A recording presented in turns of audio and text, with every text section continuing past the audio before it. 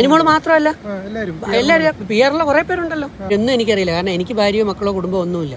എൻ്റെ അമ്മ പോയോടെ ഞാൻ ഒറ്റപ്പെട്ടു. റിലേറ്റീവ്സ്, അമ്മയുടെ ആൾക്കാർ, അച്ഛൻ്റെ ആൾക്കാർ. എനിക്ക് പാവപ്പെട്ട കുട്ടികളോട്, നെവിനെ പോലെയുള്ളവരോട് എനിക്ക് ഇഷ്ടമെന്ന് പറയുന്നത്, അവരൊക്കെ ഒറ്റയ്ക്ക് വഴിവെട്ടി വന്നാടാ.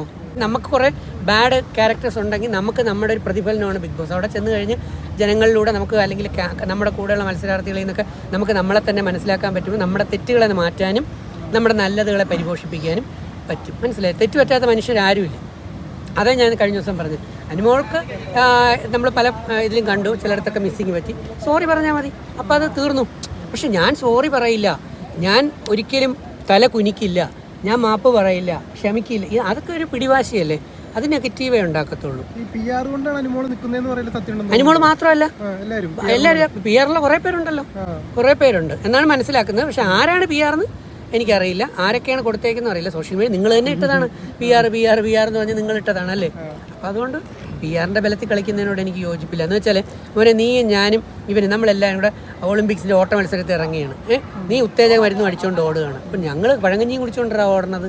അപ്പോൾ നീ ഉത്തേജകം അടിച്ചുകൊണ്ട് പോയി ഒളിമ്പിക്സ് ഒരെണ്ണം നോക്കിയാൽ ശരിയാവുമോ?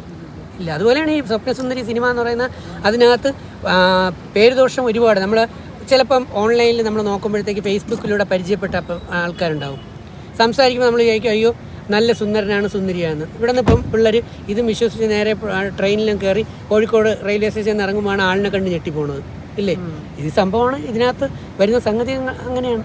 അപ്പോൾ അതിനകത്ത് ജിൻഡോയും ഞാനും രണ്ടുപേരും അടിപൊളിയായി നന്നായി ചെയ്തു എന്ന് ജനങ്ങൾ പറയുന്നു. എന്നെ കുറേ പേര് ബ്ലസ് ചെയ്തു. എൻ്റെ ആദ്യത്തെ പെർഫോമൻസ്, എൻ്റെ ബിഗ് ബോസ് സീസൺ 2-ലും ജനങ്ങളുടെ സപ്പോർട്ടാണ്. അത് എനിക്കെപ്പോഴും ജനങ്ങളാണ്. ജനങ്ങൾ കഴിഞ്ഞ് ദൈവം കഴിഞ്ഞാൽ എനിക്ക് ജനങ്ങളാണ്, ജനങ്ങൾ കഴിഞ്ഞ് നിങ്ങളാണ്, നിങ്ങൾ കഴിഞ്ഞാൽ ബാക്കിയുള്ളൂ. കാരണം ഞാൻ നിങ്ങളോട് എന്തെങ്കിലും കള്ളത്തരങ്ങൾ പറഞ്ഞിട്ടുണ്ടെങ്കിൽ പിന്നെ എനിക്ക് നിങ്ങളെ കാണാൻ പറ്റുമോ? നിങ്ങൾ എന്നെ ഓടിച്ചിട്ട് തല്ലൂലേ? ഇല്ലേ. പിന്നെ എന്നെ ഇന്നിപ്പോൾ തിയേറ്ററിലേക്ക് വിളിച്ച് കയറ്റാനായിട്ട് വന്നത് നിങ്ങളുടെ കൂട്ടത്തിലുള്ള പയ്യന്മാരാണ്, ഇവിടെയുള്ള പ്രേക്ഷകരാണ്. കഴിഞ്ഞ് വന്നപ്പോൾ എന്നെ പിടിച്ചിറക്കൊണ്ട് വന്ന പ്രേക്ഷകരാണ്. അവരൊന്നും എനിക്കറിയില്ല, കാരണം എനിക്ക് ഭാര്യയോ മക്കളോ കുടുംബം ഒന്നുമില്ല. എൻ്റെ അമ്മ പോയോടെ ഞാൻ ഒറ്റപ്പെട്ടു. റിലേറ്റീവ്സ്, അമ്മയുടെ ആൾക്കാർ, അച്ഛൻ്റെ ആൾക്കാരൊക്കെ വലിയ ആൾക്കാർ. അപ്പോൾ എൻ്റെ അച്ഛൻ്റെ അനിയനായിട്ട് വരും സിനിമാ സംവിധായകൻ ജോഷി. എനിക്ക് സിനിമയിൽ അഭിനയിക്കാൻ ഒരു ബുദ്ധിമുട്ടില്ല, അദ്ദേഹത്തിൻ്റെ അടുത്ത് പോയി അപേക്ഷ മതി. പക്ഷേ അതവരെയൊന്നും പോയി നമ്മൾ ശല്യപ്പെടുത്തുന്നത് ശരിയല്ല, അവരൊക്കെ വലിയ ആൾക്കാരാണ്.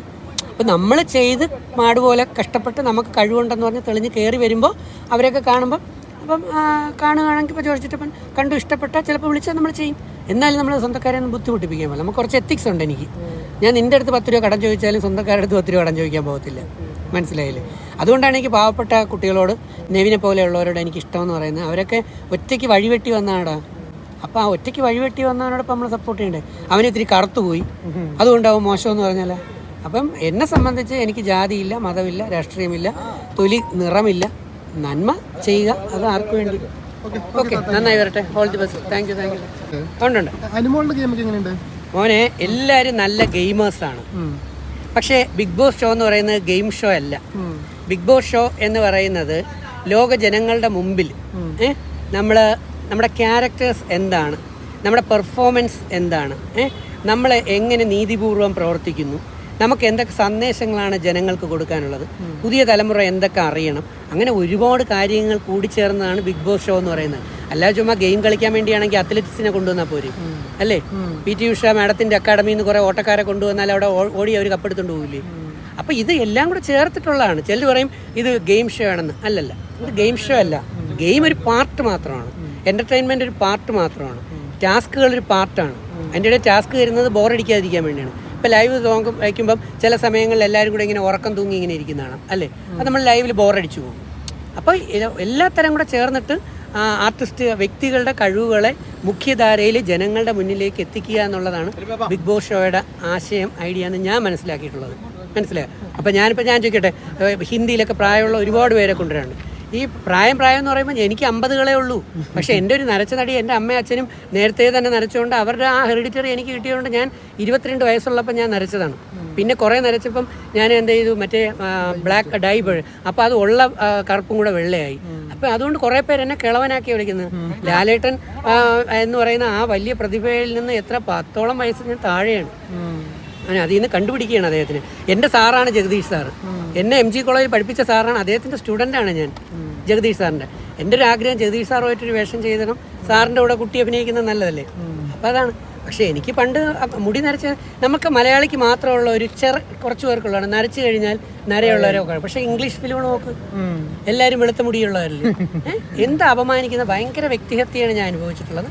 കുഴപ്പമില്ല. അപ്പോൾ ബിഗ് ബോസ് ഷോ എന്ന് പറയുന്നത് എല്ലാം കൂടെ ചേർന്നിട്ട് ഓവറോൾ പെർഫോമൻസ് ആണ് അതിനകത്ത് വരുന്നത്, അല്ലാതെ ഒരു ഗെയിം ഷോ അല്ല. ഗെയിം ഷോ ആണെങ്കിൽ നമുക്ക് നേരത്തെ പറഞ്ഞ കണക്ക് ഗുസ്തിക്കാരെ കൊണ്ടുവന്നാൽ മതിയല്ലോ, അല്ലെങ്കിൽ വെയിറ്റ് പിടിച്ചുകൊണ്ടിരിക്കാൻ വേണ്ടി ജിമ്മന്മാരെ കൊണ്ടുവന്നാൽ പോരെ. അല്ല, ഇതെല്ലാം കൂടെ അതുകൊണ്ടാണ് ആണും പെണ്ണിനും സെപ്പറേഷൻ ഇല്ലാതെ അതിനകത്ത് ജെൻഡർ ബാറില്ല, എല്ലാവരും ഒരേപോലെ കളിക്കുക. അപ്പോൾ അവർ കൊടുക്കുമ്പം അങ്ങനെയുള്ളതല്ലേ കൊടുക്കും. ഇപ്പോൾ കാറിനകത്ത് വെച്ചിരിക്കുന്ന പൈസ എടുക്കാൻ വേണ്ടി ആണും പെണ്ണും അക്ബറും എല്ലാം കൂടെ ഓടി. ഞാൻ വിചാരിച്ചു അക്ബർ വെളിയിലായി പോകുന്നു, കാരണം ഇത്രയും തടിയും കൊണ്ട് ഓടിയെടുക്കാൻ പറ്റത്തില്ല, മറ്റൊരു റോക്കറ്റ് പോലെ ഓടിപ്പോകും.